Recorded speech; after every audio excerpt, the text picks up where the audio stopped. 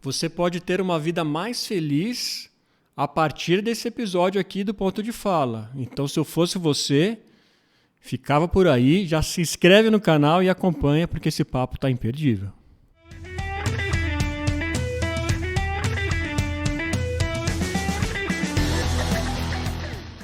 Dia, tarde, noite, seja o que for, seja muito bem-vindo aqui a mais um episódio do podcast Ponto de Fala. Sim, sempre trazendo pontos de vista que merecem um ponto de fala.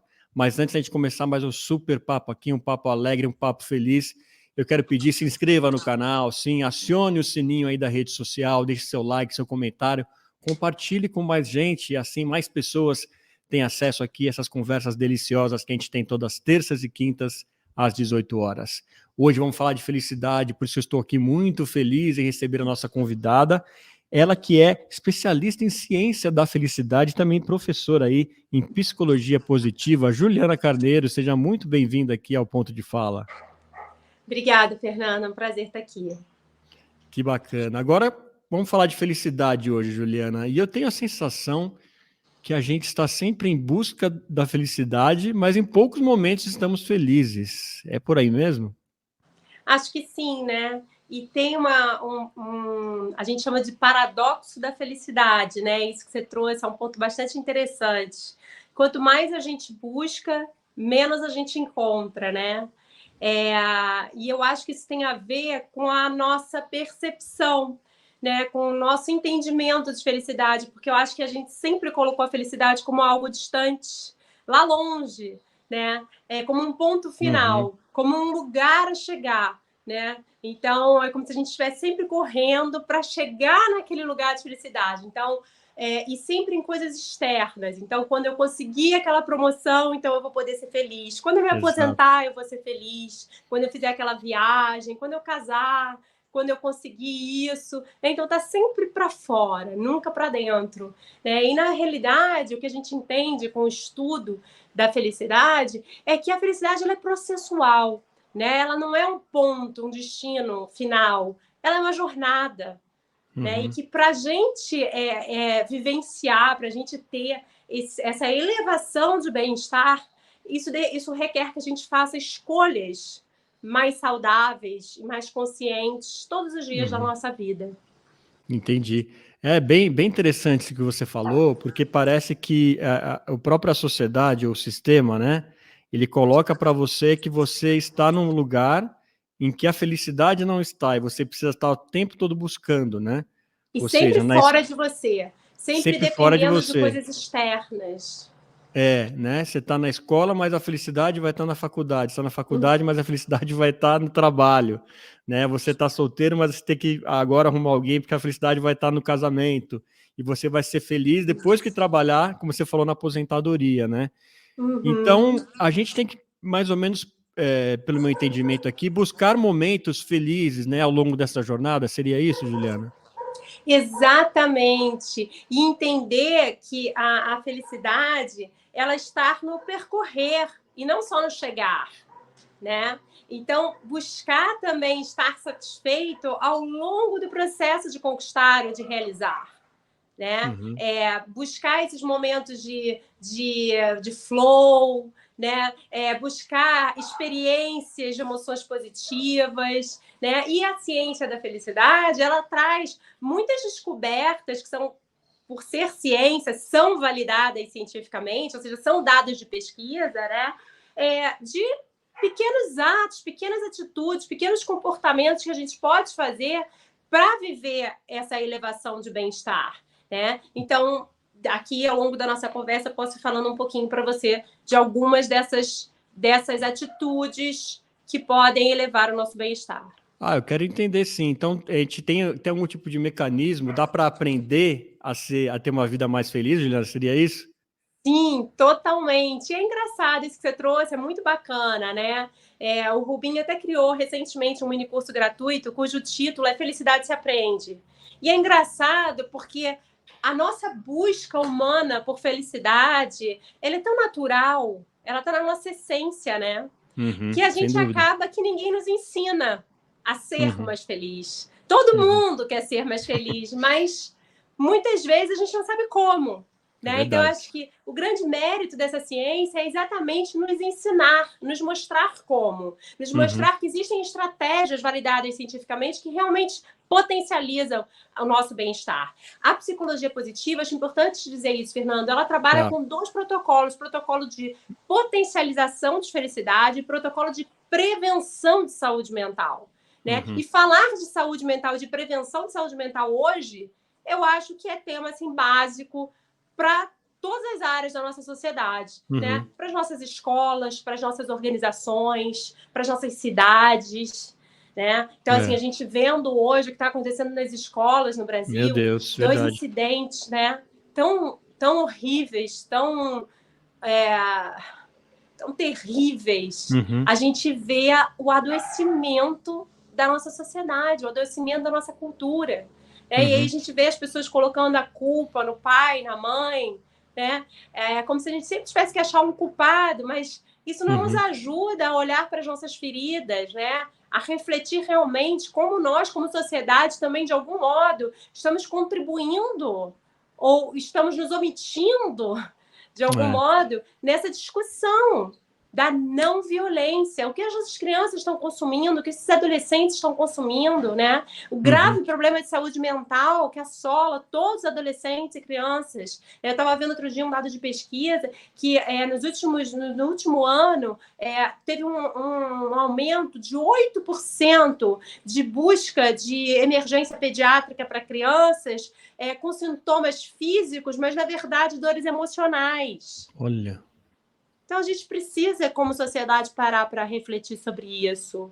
Né? Uhum. E eu acho que a psicologia positiva ela vem como uma solução de protocolo de prevenção de saúde mental muito grande, muito Uhum. importante. Uhum. Então, quando a gente fala de felicidade, tem muita gente que acha que é cosmética, que é luxo, que é para poucos. Uhum. Não, felicidade não é luxo, felicidade é uma questão de sanidade mental, de Uhum. saúde psicológica. Né? E isso é muito importante para todos nós. A Sim. pandemia nos evidenciou a grave situação de saúde mental nas empresas, né? Muito. Em vários setores da nossa sociedade. A gente não tem mais como não olhar para isso, como não olhar para essa urgência e continuar pensando que felicidade é uma coisa para rico, luxo. Não, não é. É para agora, é para hoje. E eu acho que tem que ser cada vez mais discutido e pensado.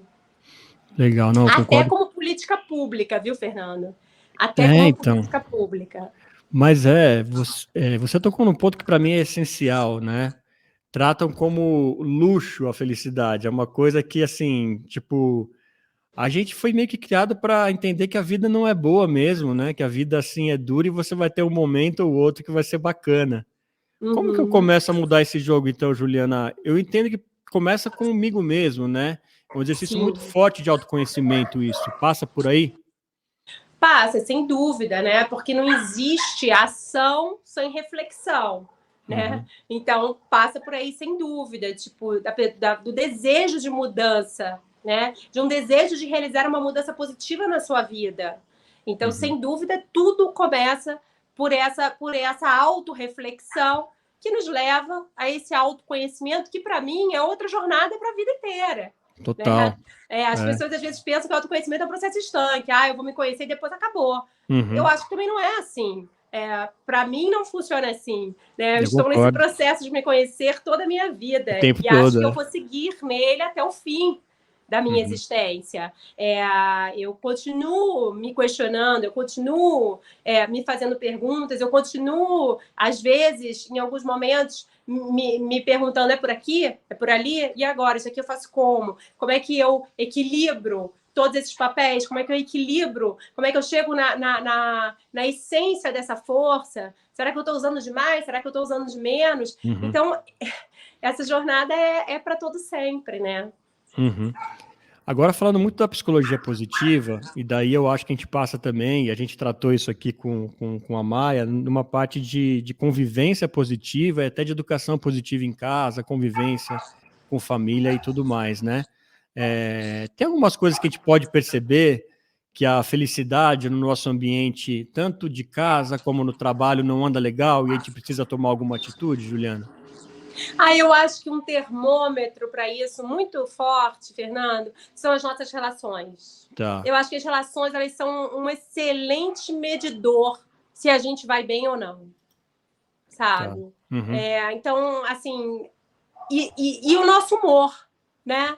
O nosso humor também, porque vamos pensar aqui, como é um dia na nossa vida em que a gente acorda se sentindo bem, em que a gente acorda de bom humor, Poxa, né? é.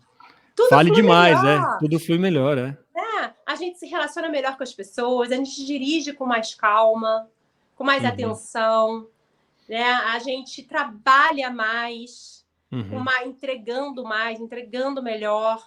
A gente tem mais qualidade de sono, né? Então, tudo funciona bem. E ao contrário, quando a gente acorda mal, quando a gente tem uma noite mal dormida e acorda mal, e acorda pesado, acorda de mau humor, né? O quanto a gente também não está mais reativo, Você o acorda quanto a já gente não está mais chutando o pé da cama. agressivo. Já acorda chutando o pé na cama, já chuta o pé da cama, dá tudo errado. Né?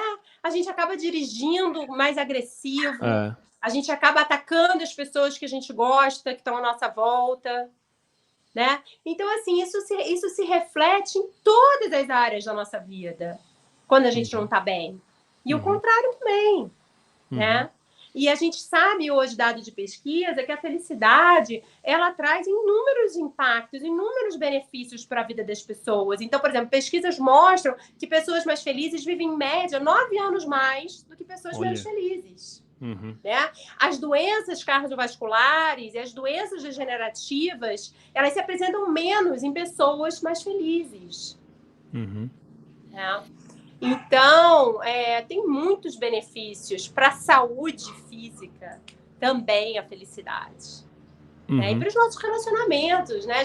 Pessoas mais felizes se relacionam melhor, pessoas mais felizes ganham melhores salários. Tem até uma máxima de uma pesquisa feita que mostra que o sucesso não traz felicidade, mas a felicidade leva ao sucesso. Sim. E aí você trouxe uma coisa interessante, vou deixar você falar, depois eu Não, pode terminar, Juliana, tá legal o raciocínio. Não, eu acho que você trouxe algo assim, voltando a um ponto da nossa conversa anterior, você trouxe algo interessante. A gente pensa que a vida é dura e que é assim mesmo, né? Mas, assim, eu acho que o desenvolvimento da resiliência, as pesquisas sobre resiliência, e também as pesquisas sobre sentido e significado, nos mostram que é possível, mesmo diante de circunstâncias dolorosas, a gente se manter bem, a gente se manter saudável, né? Porque se a gente é capaz de atribuir sentido e significado ao processo doloroso que a gente vive, isso aumenta a nossa capacidade de viver ele com menos impacto negativo, né? Para as áreas da nossa vida. Então, assim, o Tal Ben-Shahar é professor, ficou famoso por suas aulas de psicologia positiva em Harvard. Ele é o fundador do Holbein Institute, esse instituto de psicologia positiva, o qual eu faço parte e dou aula. Ele criou um modelo de felicidade, né, conhecido como SPIRE, modelo de felicidade integral, que é um caminho prático para a gente refletir sobre a felicidade nas áreas da nossa vida. Né? Ele tem uma frase que eu adoro, ele fala o seguinte, que felicidade é realidade, realidade, realidade. Né? Então, felicidade não é tapar o sol com a peneira, não é jogar a sujeira da vida para debaixo do tapete, fingir que está tudo bem. Isso é positividade tóxica. Sim. Isso não nos ajuda a ser mais feliz.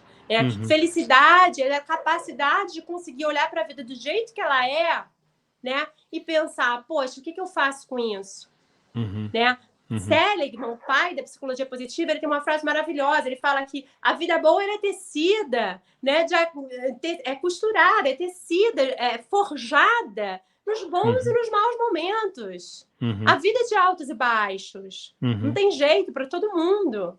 A vida é costurada, é forjada nessa teia de dor, né? E alegria. E a gente precisa se preparar para viver os momentos de dor de uma forma mais adaptativa, positiva.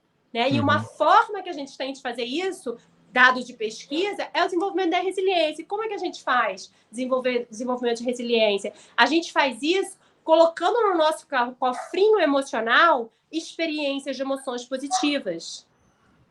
Porque o nosso cérebro ele tem um mecanismo que a gente chama de viés da negatividade. Então, o que a gente faz, que é muito natural para todos nós? A gente retém o que deu errado. E a gente fica remoendo o que deu errado. E o que dá certo e o que é bom, escorrega. A gente não fixa, a gente não retém a experiência positiva. E se a gente for pensar num dia da nossa vida, a gente tem muito mais momentos ok do que momentos ruins. Tá. Mas isso é um comportamento do ser humano, meio que automático. Automático. Por isso que a psicologia positiva ela nos ensina uma das estratégias para a gente elevar bem-estar é experiências de emoções positivas. Né? Então, é você valorizar o que deu certo, você valorizar o que foi bom, porque o seu cérebro sozinho, ele não vai conseguir fazer isso, ele não vai te ajudar. Tá. Então, ao você ter esse conhecimento, você cria estratégias para reter, para não permitir que essas emoções positivas, que essas coisas boas que aconteceram escorreguem. Né?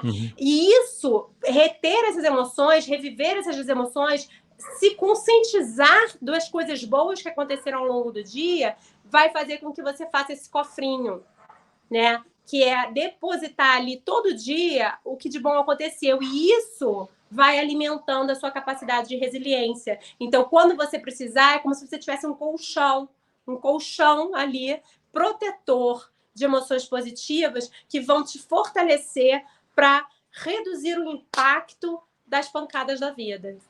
Entendi. Nossa, isso é muito legal, é muito interessante porque isso, a gente colocando isso em prática, Juliana, a gente começa a entender cada momento que está acontecendo com a gente.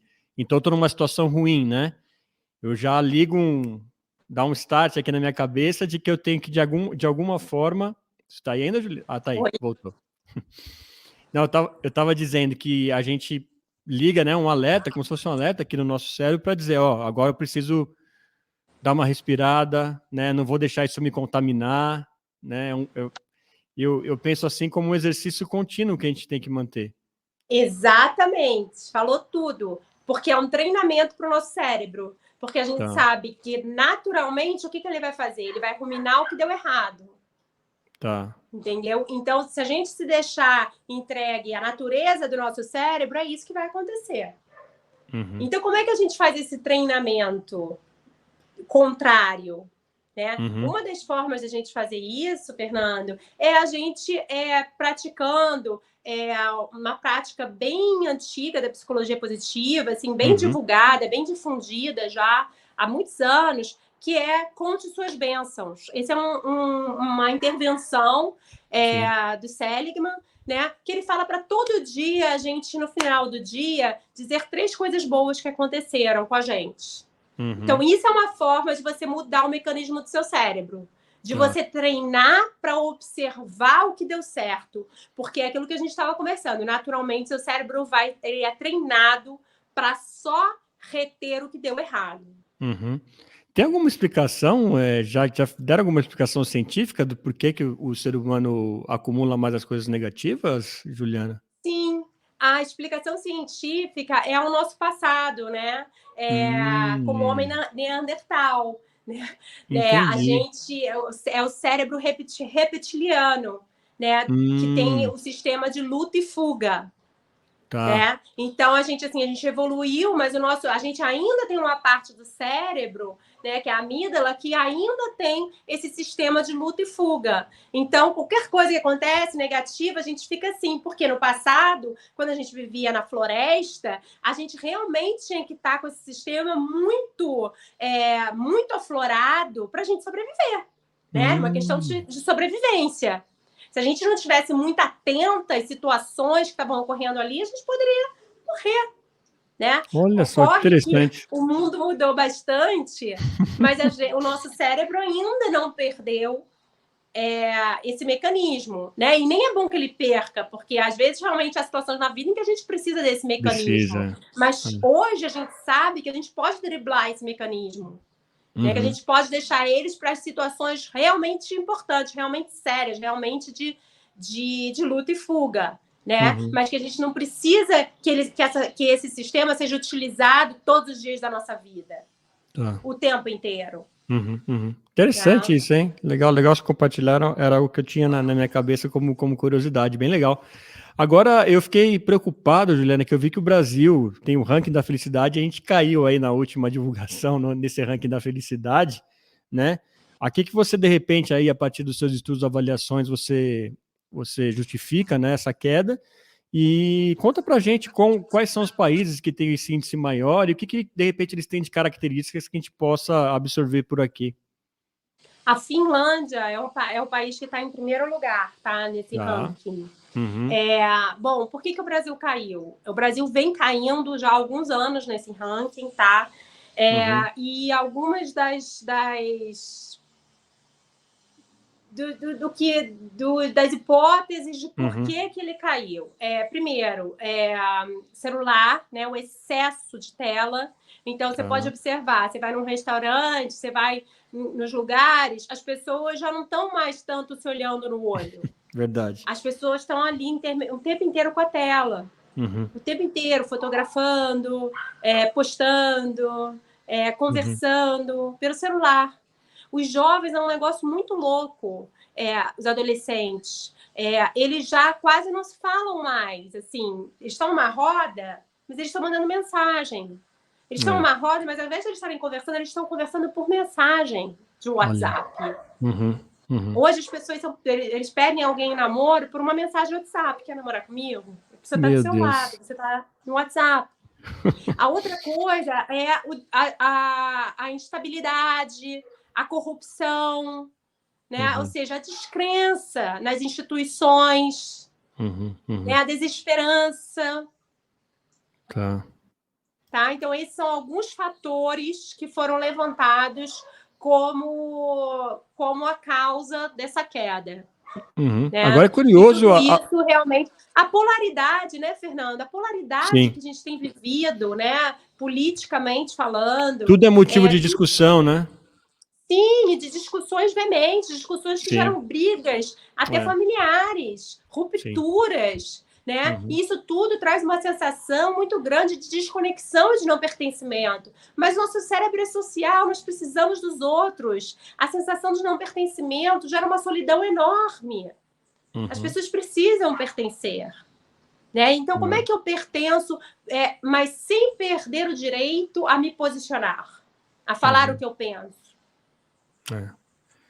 E não, concordo então, contigo. Assim, a gente vive essa desesperança muito grande. Aí, fora isso, você vê todas essas histórias sobre líderes espirituais, né, e abuso sexual. E para piorar ainda agora, a história do Dalai Lama. Pois é, que coisa, não, Juliana? E assim, eu fico pensando o quanto, por outro lado, a gente assim, tá? E aí eu vou falar da história do Dalai Lama especificamente, não dos demais, dos outros líderes espirituais que apareceram, porque eu acho que eu pelo menos separo bem o Dalai Lama desses outros.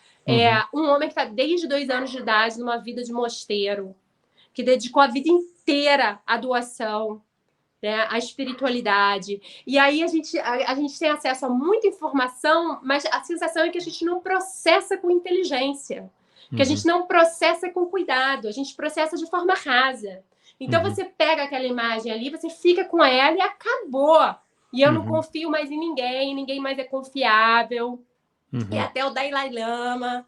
E a gente põe todo mundo no mesmo saco, né? E isso gera o quê? Caos, desesperança, descrença nas instituições, até religiosas. Totalmente. Né? Mas, assim, eu acho que a gente precisa, cada vez mais, na era que a gente está vivendo também, do pensamento crítico, de não julgar as coisas tão rápido e de forma tão rasa. E a gente precisa avaliar o contexto. É a cultura do cancelamento, né? Qual o contexto desse homem? A maldade está na cabeça dele ou a maldade está na nossa cabeça? Qual a malícia desse homem? Qual o nível de malícia dele?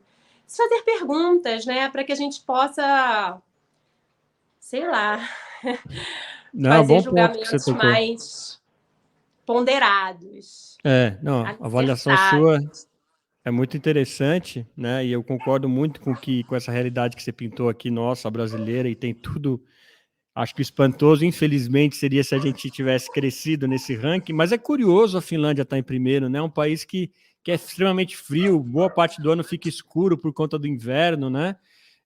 Você tem algum diagnóstico que justifique na Finlândia ou os países que estão lá em cima eles estarem nesse ranking bem posicionados, Juliana? Relacionamentos.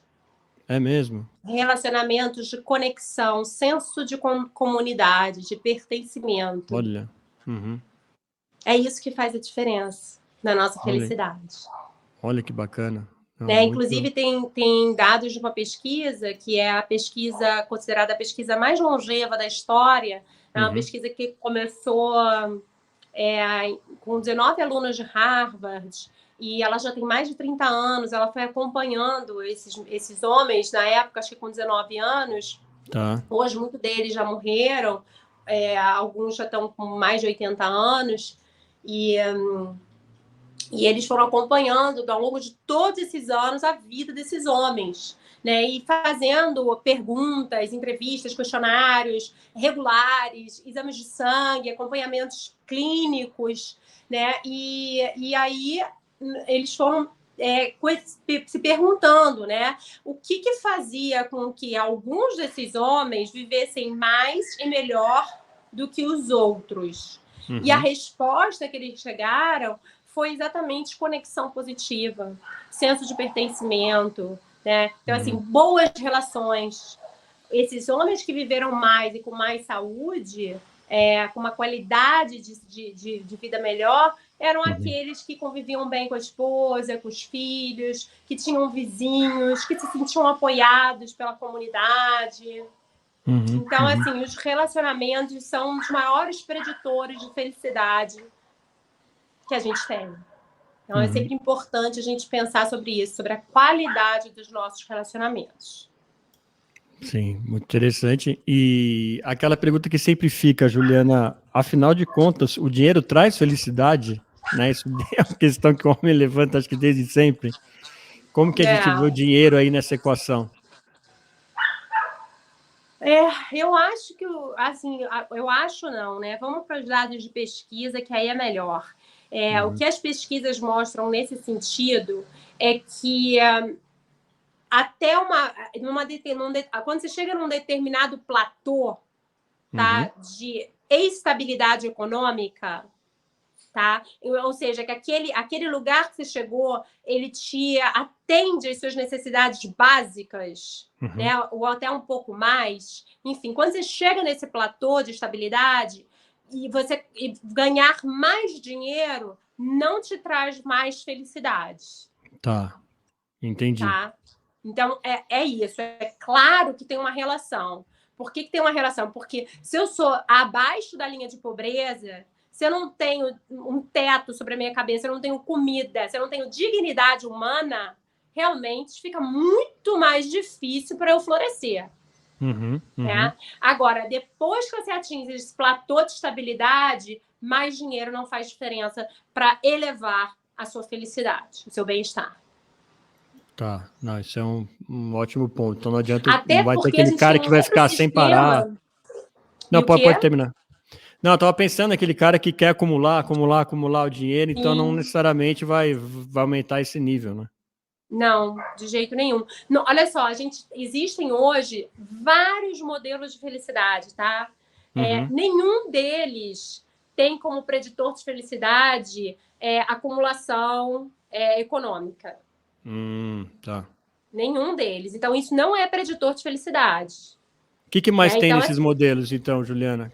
Tem relacionamentos, emoções positivas, sentido, né? É muito importante a nossa capacidade de atribuir sentido às situações da nossa vida. Então, as pessoas ficam muito preocupadas com o propósito, encontrar o propósito da minha vida. Não estou dizendo que isso não seja bom, não seja importante, né? Mas as pesquisas nos mostram que mais do que encontrar o propósito da vida, a gente precisa adquirir a capacidade de atribuir sentido em situações da nossa vida. Né? Então, essa história que a gente se conta, observar as nossas narrativas, se as histórias que a gente está se contando, elas são fortalecedoras ou enfraquecedoras. né? Isso faz diferença para a nossa felicidade. Então, por exemplo, até eu ser um acumulador, até eu ser um cara que só pensa em ganhar dinheiro. Se eu tiver a capacidade de atribuir sentido a essa minha experiência humana, de ganhar mais dinheiro, aí sim, aí isso pode levar ao meu bem-estar. Como? Se, por exemplo, eu vou ganhar mais dinheiro porque eu quero fazer alguma ação altruísta, voluntária com esse dinheiro a mais. Tá. Isso sim pode levar ao bem-estar dessa pessoa. Dados Entendi. de pesquisa, tá? Isso não é achismo meu. Então, aí tem realização, né? Então, vamos analisar o modelo de felicidade do Dr. Martin Seligman, que chama PERMA. O que tem nesse modelo de felicidade, que são aí os caminhos pesquisados para uma vida mais feliz?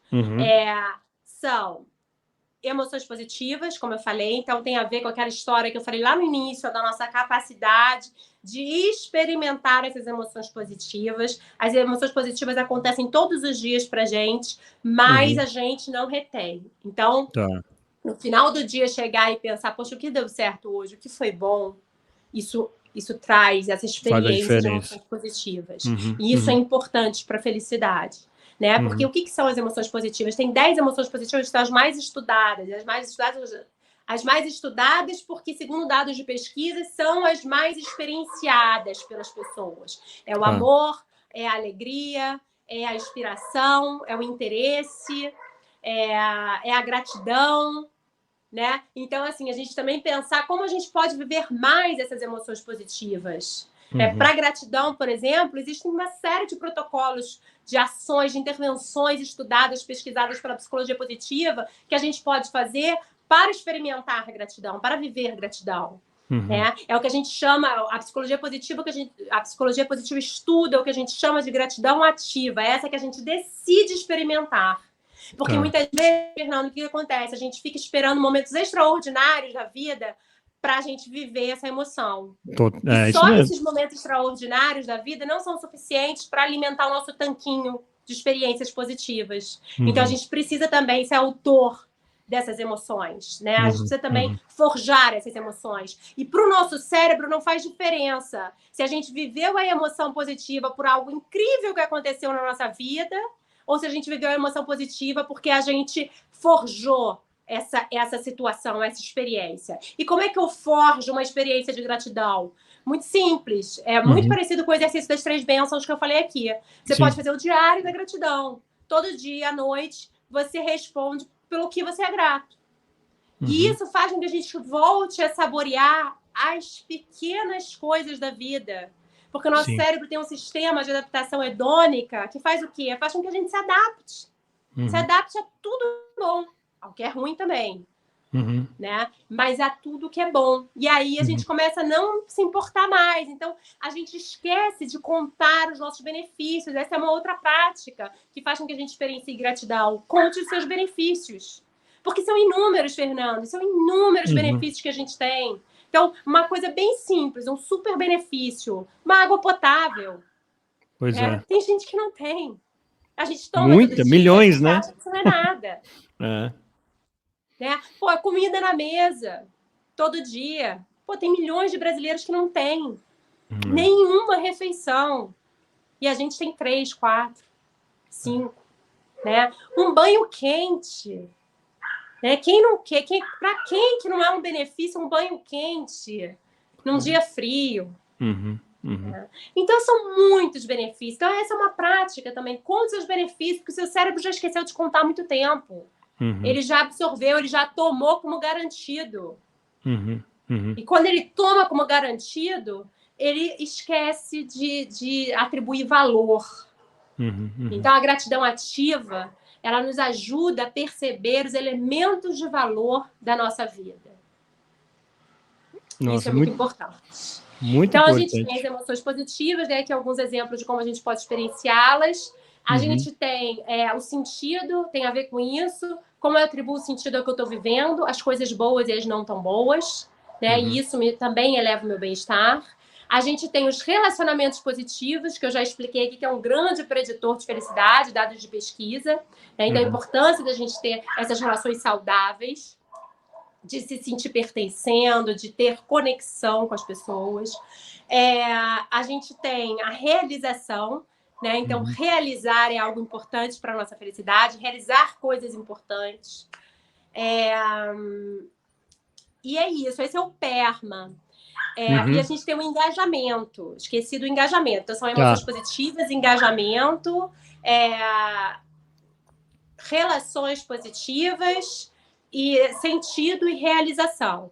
Tá? E o engajamento é o quê? É quando você usa as suas forças de caráter nas situações da sua vida. Né? Então, você se engaja quando você utiliza as suas forças. E, ao fazer isso, você também vive o estado de flow, que também é um estado importante para a elevação do bem-estar. Né? Você entra em estado de flow quando você está realizando algo importante para você, que tem sentido, que é desafiador, mas que você tem o mesmo nível de competência, ou seja, você tem um nível de competência também para realizar aquilo que você está realizando. Apesar de desafiador, não é impossível. Tá equiparado ao teu nível de competência, aí você entra em flow.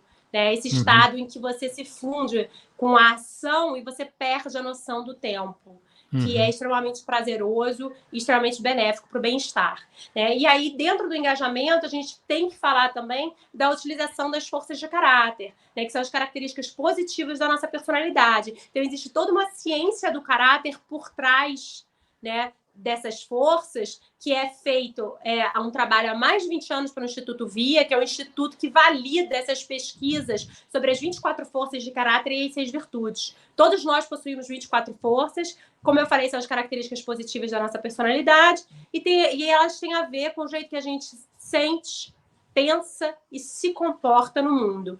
Elas são extremamente fortalecedoras. Então, conhecer e usar essas forças é algo muito fortalecedor, muito positivo, que dados de pesquisa elevam muito o nosso bem-estar. Muito legal, Juliana. Legal que você foi falando aqui. Eu fui pensando realmente, né, quanta coisa que a gente tem e já pode começar saindo daqui, saindo dessa conversa, né, a partir desse método aí, nos ajudar, né, no contribuir com nós mesmos a sermos mais felizes. Quero agradecer muito a sua presença aqui, Juliana. O papo foi demais, foi muito bacana. Eu acho que a galera vai começar já a fazer esses exercícios que são essenciais. Eu queria que você deixasse também a @ sua aí nas redes sociais para o pessoal interessado em ciência da felicidade, em psicologia positiva, passar a te seguir também, por favor. Legal, Fernando, muito obrigada. Então, só para finalizar, quero também te agradecer demais por essa oportunidade de estar aqui. Gosto muito do seu programa e adorei o papo também. E com certeza desejo que seja útil para mais pessoas. Bom, eu trabalho no Hoban Institute Brasil, sou sócia desse instituto, sou professora da Certificação Internacional em Psicologia Positiva, que chegou ao Brasil em 2019. Como eu falei no início, essa certificação e esse Instituto de Psicologia Positiva Global, presente em mais de 45 países, foi fundado pelo Tal Ben-Shahar, né, que ficou conhecido como Dr. Felicidade por suas famosas aulas de psicologia positiva em Harvard, e pela Megan McDowell, que criou junto com ele o Spire, o nosso modelo de felicidade integral que a gente ensina na certificação. Então, convido todo mundo a entrar no @Hoban Institute, e lá vocês vão ter acesso a várias dicas e lições de bem-estar, que tem bastante de tudo que a gente conversou aqui. A gente solta em pílulas lá todos os dias. E o meu Instagram é @julianacarneiro.felicidade. Muito obrigado, Fernando. Obrigado a você, Juliana. Espero voltarmos aí com esse papo em breve, né? Que é um assunto que eu, como te disse, gosto muito de tratar aqui com os nossos ouvintes, né? Então, muito obrigado mais uma vez e desejo sucesso aí e muita felicidade sempre. Obrigado, querido. Para você também. E obrigado a você aí, gente, que acompanhou mais um episódio aqui do nosso Ponto de Fala. Sim, não se esqueça, se inscreva no canal, acione o sininho da rede social, assim você nos ajuda a manter viva essas conversas inspiradoras que a gente tem aqui semanalmente no nosso canal. Eu sou Fernando Tuller, esse foi o Ponto de Fala, a gente se vê no próximo. Até lá.